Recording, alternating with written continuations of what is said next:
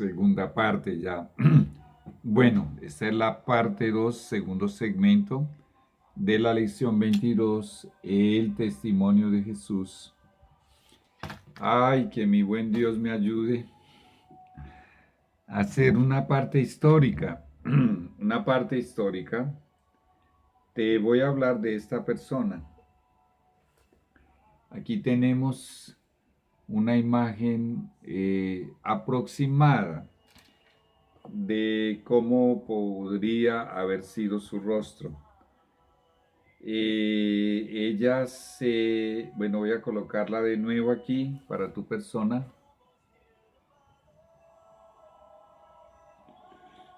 Ella se llamaba Elena G. D. White, su nombre original en inglés, Ellen G. White. Pues bien, a Dios le agradó escoger a esta persona para ser la última profeta de este planeta. Tenemos un poquitito, tengo aquí un poquitico de la historia de ella. Tú puedes leer en esta colección de testimonios para la iglesia, tú puedes leer la historia completa en el volumen 1. Estos son volúmenes, algunos de ellos, la mayoría, muy voluminosos. Es una lectura maravillosa. Este es ya el volumen 3. En el volumen 1, ella narra una buena parte de su historia, de su infancia. Y aquí tengo abierto el volumen 1 en la página 15, párrafo 1, de Testimonios para la Iglesia, que es uno de los libros que ella escribió, con el título Mi infancia. Ella misma narra: nací en la localidad de Gorham, Maine, el estado de Maine, en Estados Unidos. El estado de Maine queda después del estado de Nueva York, yendo hacia Canadá, bordeando el Océano Atlántico. Después queda el estado de Massachusetts y después tenemos el estado de Maine. Es muy frío en el invierno. Dice que nací el 26 de noviembre de 1827. 26 de noviembre de 1827. Dice aquí: mis padres, Roberto y Eunice Harmon, habían vivido durante muchos años en el estado de Maine. El padre de ella era un artesano. Él fabricaba sombreros artesanales y por esa razón él tenía que viajar mucho. Y pues los miembros de la familia le ayudaban en la fabricación de esos sombreros. Y él viajaba mucho para comercializar esos sombreros. Pues bien, cuando Eunice, la señora Eunice, la esposa de Roberto, o sea, los dos padres de ella, de Elena, cuando ella quedó embarazada, ese fue su 7º embarazo. Solo que llegó un momento en que ella comprendió que su vientre estaba muy, pero muy grande, y comprendió y comprobó que tenía 2 bebés en su vientre. Y esos 2 bebés nacieron el 26 de noviembre de 1827. En realidad fueron 2 niñas gemelas. Y a una le colocaron el nombre de Elena y a la otra le colocaron el nombre de Elizabeth. Pues bien, ella comenta: en los años de su juventud, los padres de ella llegaron a ser miembros fervientes y piadosos de la Iglesia Metodista Episcopal. Se destacaron en su actuación en la iglesia y trabajaron durante 40 años en la Iglesia Metodista Episcopal por la conversión de los pecadores y para edificar la causa de Dios. Durante este lapso, durante esos 40 años, experimentaron el gozo de ver a sus 8 hijos convertidos. ¡Wow! Y en el rebaño de los fieles de Cristo. ¿Qué padres cristianos fieles que eran estos? Roberto y Eunice Harmon. Muy bien. Sin embargo, sus firmes convicciones acerca de la segunda venida de Cristo produjeron en 1843 la separación de la familia de la Iglesia Metodista.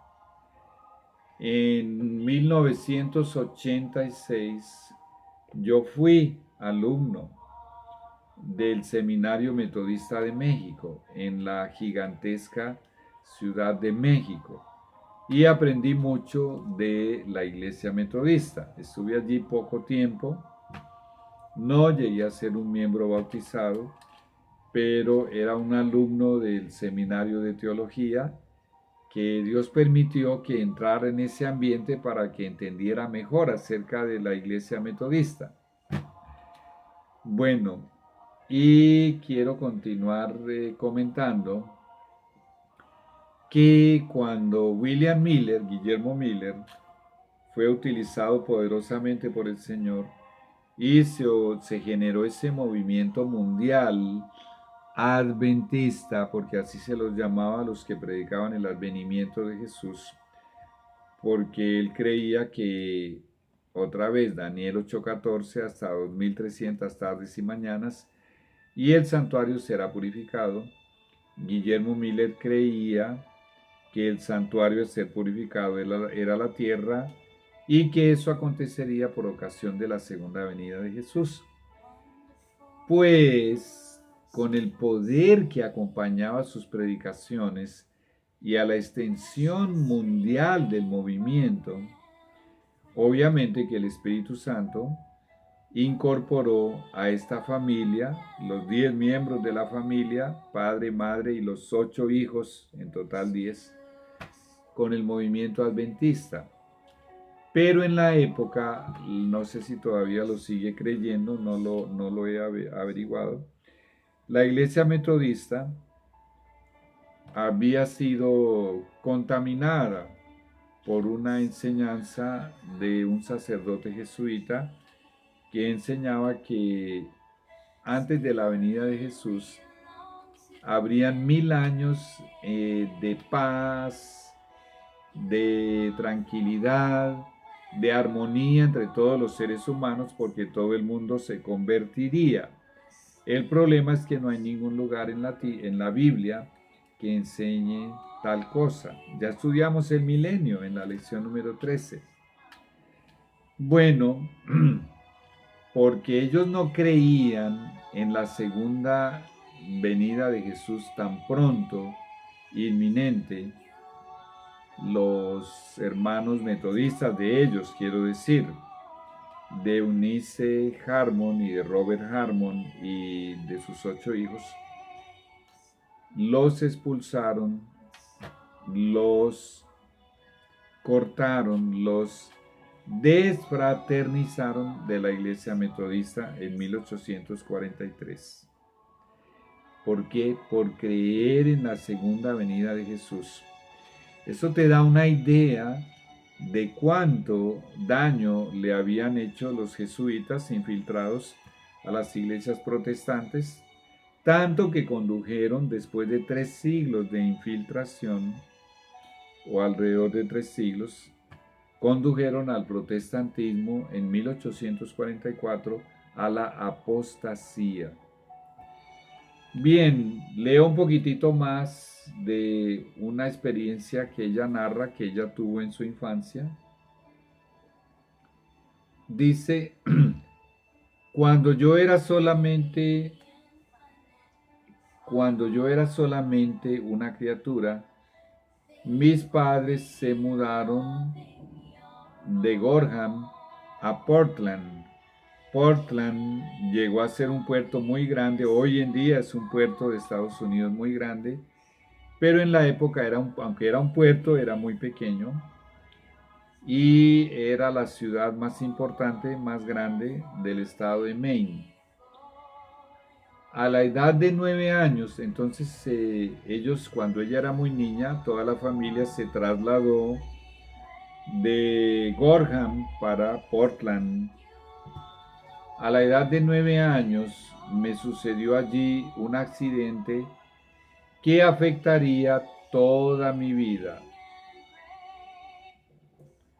Bueno, ella va ahora a narrar un accidente que le aconteció a la edad de 9 años. Yo voy a resumir la historia. Ellos vivían en el campo, a pesar de que Portland, pues no sé cuántos habitantes podría tener en la época, era muy pequeño.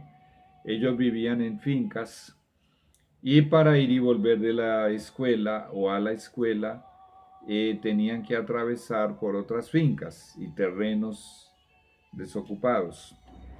Y en uno de esos regresos de la escuela, ella con su hermana gemela, Elizabeth, iban atravesando un terreno baldío y una niña de 13 años, muy enojada, aquí dice por algo sin importancia, algo irrelevante, venía con una piedra en la mano, apresurada y vociferando su disgusto. Voy a leerlo, dice: mi hermana gemela, una compañera de escuela y yo, Abby, eran tres las que iban caminando, cruzábamos un terreno desocupado en el pueblo de Portland.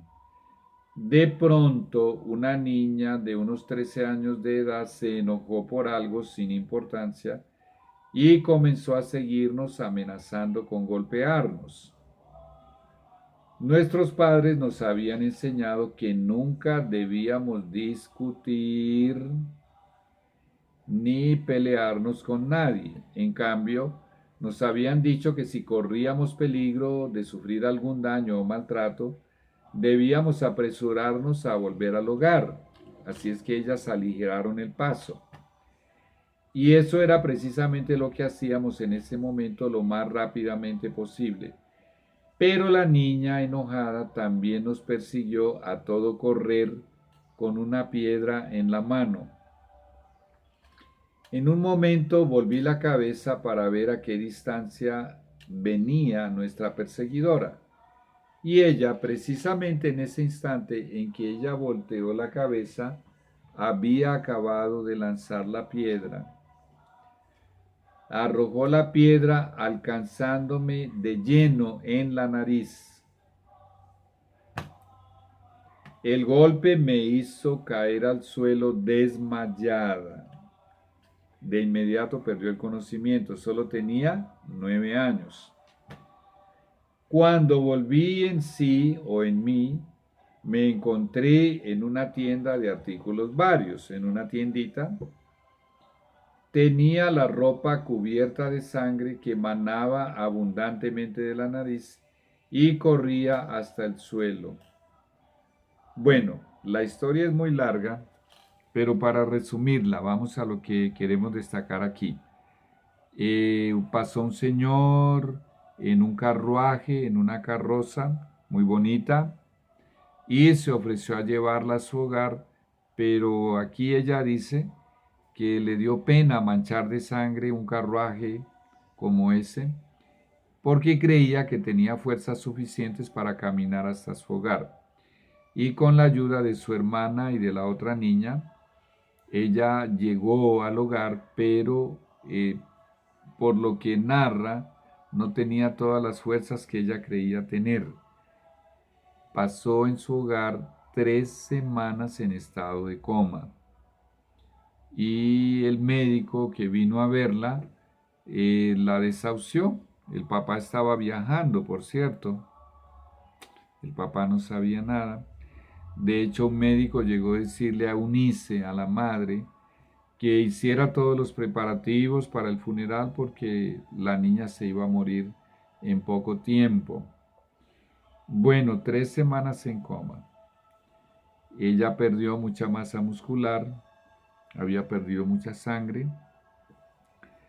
Bueno, el caso es que finalmente ella recuperó un poco de fuerza, salió del estado de coma, volvió algunos días a la escuela, pero como ella misma lo narra, ella tenía mucha dificultad para leer, estaba ya en el 3er año de primaria, no sabemos en qué mes estaba cursando 3º de primaria, y le temblaba mucho la mano para escribir y ella trataba de unir las sílabas para leer una palabra y le costaba mucho.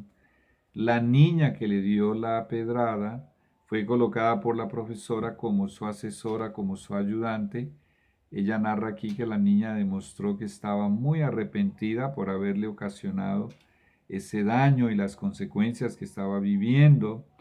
Y ella dice que ella fue muy prudente de nunca recordárselo, mencionárselo. Bueno, finalmente la profesora le recomendó que no hiciera más esfuerzos para estudiar porque era en vano. Y ella tuvo que reconocer que no podía estudiar, pero esto fue providencial. De tal manera que ella hizo el 2º de primaria completo y no sabemos cuántos meses del 3º de primaria realmente haya hecho. Bueno, lo podríamos buscar en la historia. A los 12 años y medio, ella se convirtió, le entregó su corazón a Jesús. Aquí también en el capítulo 1 está narrado están narrados todos los acontecimientos de su conversión. Es la más linda que yo he leído en mi vida hasta este momento. La conversión de una niña de 12 años y medio. Ella vivía muy frágil de salud, continuamente frágil. Bueno, después de su conversión, algunas semanas después, ella y 11 personas más fueron bautizadas en el mar. Después del bautismo de ella, o inmediatamente fue bautizada, el Espíritu Santo descendió con poder sobre ella, en cumplimiento de Hechos 2:38.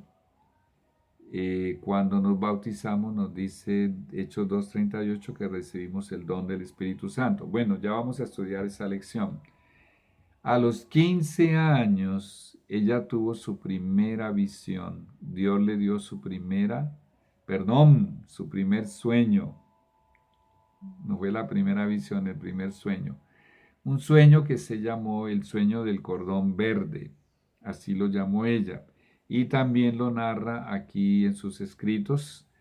Es un sueño en el cual ella subió por una escalera en compañía de un ángel, teniendo mucha gente que estaba subiendo también por esa escalera, hasta que llegó a un local donde entrando por una puerta se encontró en la presencia de Jesús. Y Jesús, cuando posó sus ojos sobre ella, le hizo entender que conocía todas sus perplejidades, los problemitas de su edad de una niña de 15 años, y que leía en su corazón como en un libro abierto. Y en esta ocasión Jesús le dio un cordón verde y las instrucciones eran que ella debía guardarlo junto a su corazón, ese cordón verde, y cada vez que quisiera hablar con Jesús debería sacarlo y desenrollarlo, y ella entendió que ese cordón verde simbolizaba la fe. A los 17 años de edad, o estando muy cerquita de cumplir los 17 años, en realidad faltando 20, vamos a hacer las cuentas, de 22 de octubre de 1844 a 26 de noviembre, tenemos poco más de un mes, ¿cierto? Un mes y 4 días, 4 o 5 días, octubre tiene 31 días. A los 17 años de edad, ella estaba con las multitudes junto con su familia el día 22 de octubre de 1844 absolutamente segura de que Jesús vendría en esa fecha. Ella tenía 16 años y 11 meses.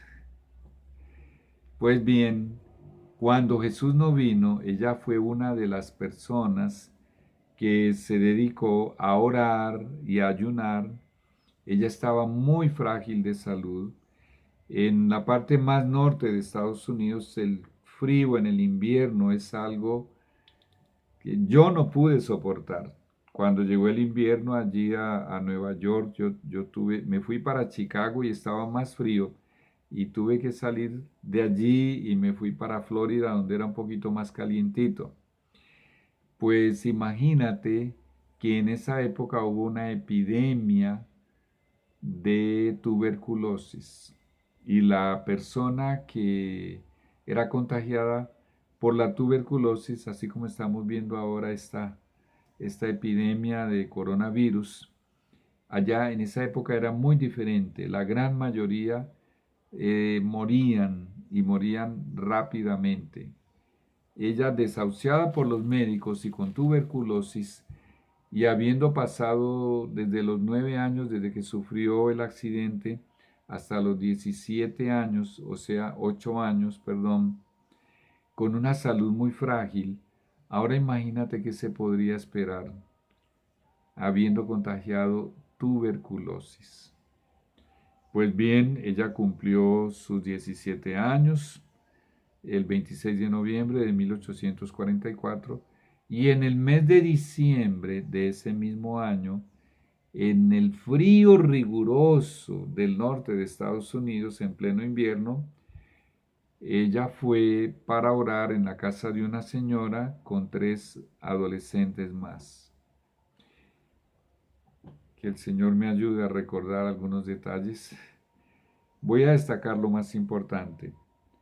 Cuando se arrodillaron para orar en la sala de esta señora, estas 5 mujeres, la señora y las 3 adolescentes y esta niña de 17 años, Ellen Gould Harmon es su nombre completo, era su nombre completo, Elena G. de Harmon, ella recibió su primera visión. Narrar esa visión le tomaba más de 2 horas. Y el Señor le dijo que contara a otros lo que ella había recibido en visión. Y es muy importante destacar algunos de los detalles de cómo un profeta recibe una visión. En muchos casos el profeta pierde las fuerzas y puede caer o puede desmayar, pero él siempre permanece con los ojos abiertos y después recupera sus fuerzas y se puede levantar. Ya ahora es Dios el que lo levanta. Varios profetas narran experiencias similares en la Biblia. Ella pasó por esa experiencia y la visión que Dios le dio fue acerca del movimiento adventista y de lo que le esperaría. Y voy a destacar la parte más importante. Era una multitud enorme que iba caminando por un sendero arriba en unas montañas, por un sendero donde apenas había lugar para sus pies. Y al final de ese largo sendero estaba Jesús iluminándoles todo el camino. Hay mucho más en esa visión, te repito, dura ya más de 2 horas, duraba, ¿no? Narrándola, pero está toda escrita esa visión en sus escritos. Pues bien, ella recibió las instrucciones de Dios de contar a otros lo que había visto en esa visión. Y finalmente ella le dijo al Señor que estaba muy preocupada porque su ego la podía llevar a exaltarse y se podría perder. Y el Señor le dijo que fuese y hablase, que no se preocupase, que presentase a otro lo que él le había mostrado en visión, porque cuando él viera que ella estaba en ese peligro, de que el ego se quiere encumbrar y el ego quiere reclamar aplausos o reconocimientos o alabanzas u honores u homenajes, bueno, que el Señor permitiría que ella fuese afligida con enfermedad. Bien, finalmente, ella decidió hablar en una pequeña iglesia, en una pequeña congregación. Solo que en esa ocasión estaba presente un señor llamado Hassen Foss. Era un joven, creo que era de unos 22 años aproximadamente. Este joven Hassen Foss había recibido una visión de parte del Señor y el Señor le había dicho lo mismo que le había dicho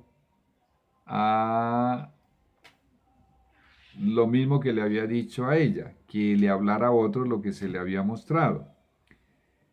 El enemigo de Dios sabía, porque él conoce muy bien las escrituras, que para esa época, por esa fecha, Dios levantaría el último profeta de este planeta. Y según un historiador de nuestra iglesia, el diablo habría levantado en esos días, en esos meses o años, tal vez más de 500 profetas falsos solo en Estados Unidos. Y cuando alguien se erguía y decía, hey, tuve una visión, hey, tuve un sueño, venga, ya era objeto de desconfianza y de sospecha, porque estos profetas, que en realidad habían recibido sueños y visiones del mismo diablo, habían desacreditado los sueños y las visiones, para decirlo de manera más clara. Entonces esto atemorizó mucho a Hassen Foss. Y él mismo cuenta, él recibió esa visión mucho antes de que ella la recibiera. Y él mismo cuenta que en una ocasión, como él se acobardó y no quería ir a contar, escuchó una voz que le dijo, has contristado al Espíritu Santo. Cuando él escuchó esa sentencia, se apavoró y decidió ir a contar la visión. Y reunió una gran muchedumbre, pero en el momento de comenzar a contar no le venía nada a la memoria.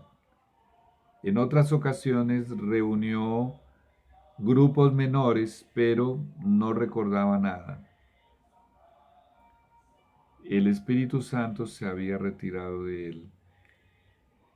Cuando la hermana Elena de White narró su visión en esa ocasión, más de 2 horas narrándola, cuando él escuchó, el Señor le hizo entender a Hassen Foss de que esa era la visión que él había recibido. Y después la buscó y habló con ella y le dijo esa experiencia que yo acabo de contarte. Y le dijo, sé fiel y la corona que podría haber sido mía será tuya, la corona de la vida. Hassen Foss vivió 73 años más, hasta los 95 años de edad, y nunca demostró ningún más interés ni apetito por cosas espirituales, y es algo asustador y terrible. Pues bien, de ahí en adelante, obviamente que eso le fortaleció. De ahí en adelante, ella, y por un espacio de casi 70 años, ella fue la mensajera del Señor, la última profeta verdadera de Dios, y recibió tal vez más de 2000 sueños y visiones en más de 6 décadas. Y ella recibió la orden de Dios de escribir y escribir y escribir. lo que se le revelaba en visiones. Solo que cuando ella tomaba, ella obedeció. No tenía gramática para hacer una tarea de esas, ni su caligrafía era muy buena, que digamos.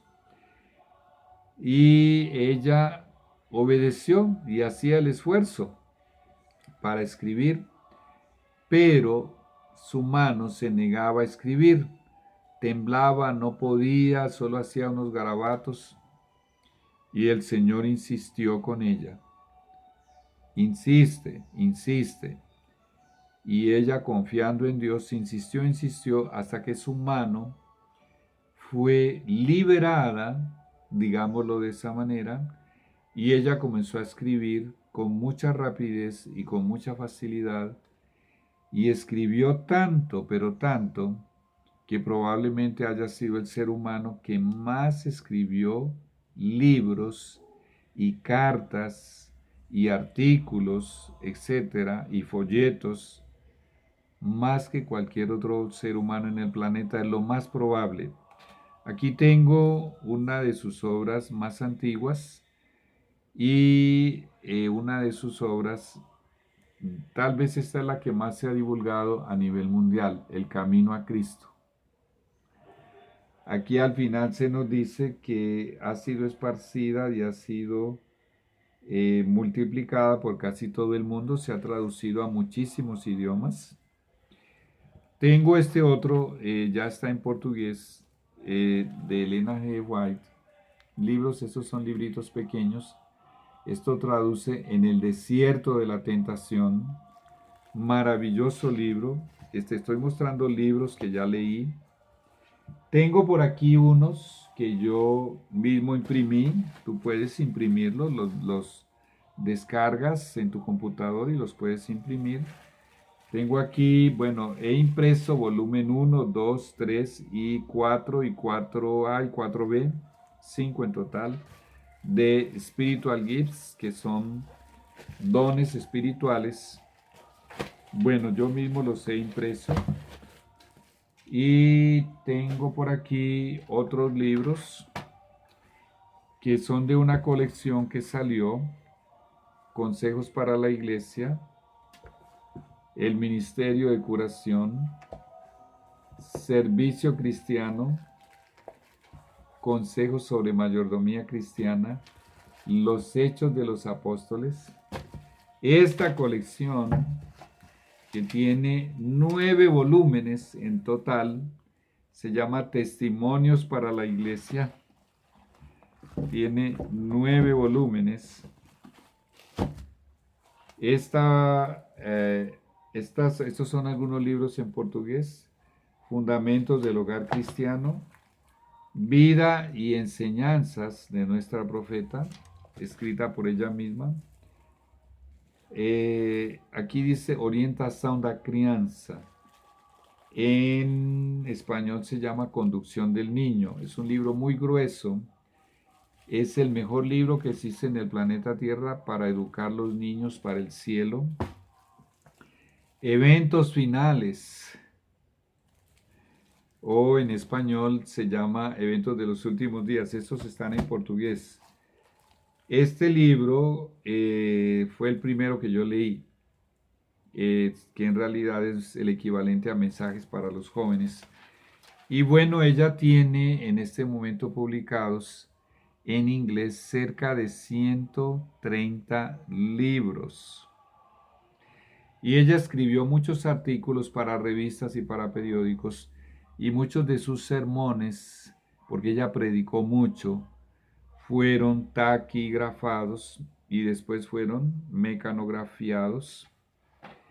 Y acontecían cosas maravillosas con ella. Ella podía predicarle a un público de 5,000 o de 30,000 personas. Cuando no existía electricidad, no habían altoparlantes, y la escuchaban tan claro como tú me estás escuchando a mí. Bueno, y hay mucho más que narrarte acerca de ella, la última profeta de este planeta. Elena G. de White recibió el don profético, o sea, el espíritu de profecía. Ella no es el testimonio de Jesús, El testimonio de Jesús es esto, lo que ella escribió inspirada por el Espíritu Santo. Y los que hemos leído tanto y hemos investigado tanto a través de todos estos años, hemos comprobado que esto proviene de Dios y que todos esos más de 2000 sueños y visiones que Dios le dio contienen a través de estos libros información que Dios consideró urgente, necesaria, valiosísima para los hijos de Dios que vamos a vivir estamos viviendo en estos últimos días, especialmente ahora que salió esa crisis del coronavirus. Ya regresamos para la tercera parte.